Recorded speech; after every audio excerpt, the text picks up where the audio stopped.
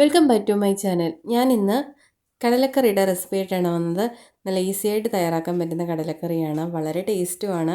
അപ്പോൾ ഇവിടെ ഞാൻ ഓവർനൈറ്റ് വെള്ളത്തിലിട്ട് വെച്ചിരുന്ന് കുതിർന്ന് വന്നിട്ടുണ്ട് കടല. നമ്മൾ ചെറിയ വെള്ളക്കടലയാണ് ഇവിടെ എടുത്തിരിക്കുന്നത്, നല്ല കുതിർന്നിട്ടുണ്ട്. ഇനി നമുക്കിത് കുക്കറിനകത്തിട്ടൊന്ന് വേവിച്ചെടുക്കാം. അപ്പോൾ നല്ല കഴുകി വൃത്തിയാക്കിയ കടല ഞാൻ ഇവിടെ കുക്കറിനകത്ത് ഇട്ട് വെച്ചിട്ടുണ്ട്. ഉപ്പും മഞ്ഞൾപ്പൊടിയും ചേർത്ത് കൊടുത്തിട്ടുണ്ട്.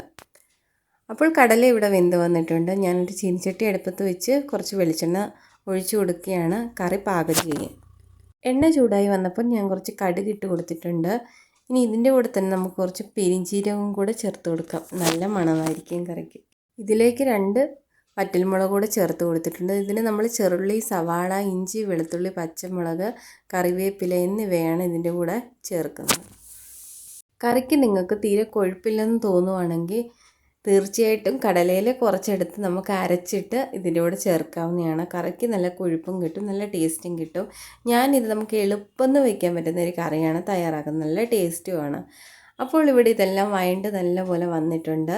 ഇനി നമുക്ക് പൊടികൾ ചേർത്ത് കൊടുക്കാം. ഞാനിവിടെ ചേർക്കുന്നത് 1.5 ടീസ്പൂൺ മല്ലിപ്പൊടിയും 1.25 ടീസ്പൂൺ മുളക് പൊടിയുമാണ് ഇവിടെ ചേർക്കുന്നത്. കാശ്മീരി മുളക് പൊടി തന്നെയാണ് എടുത്തിരിക്കുന്നത്. പിന്നെ ഗരം മസാല പൗഡറും. ഇതെല്ലാം ഒന്ന് മൂത്തതിന് ശേഷം നമുക്ക് നേരത്തെ വേവിച്ച് വെച്ചിരിക്കുന്ന കടല ചേർത്ത് കൊടുക്കാം. അപ്പോൾ ഇവിടെ കടലയെല്ലാം ചേർത്ത് കൊടുത്തിട്ടുണ്ട്. കടലയുടെ വേവ് കാണിച്ചു തരാം. നല്ല വെന്തിട്ടുണ്ട്. ഇനി കറിയൊക്കെ തിളച്ച് വറ്റി വരട്ടെ. അപ്പോൾ നമ്മുടെ ഈസി ആയിട്ടുള്ള ടേസ്റ്റി ആയിട്ടുള്ള കടലക്കറി ഇവിടെ റെഡി ആയിട്ടുണ്ട്. എല്ലാവരും ട്രൈ ചെയ്ത് നോക്കിയിട്ട് ഫീഡ്ബാക്ക് ഇടുക. Okay, by.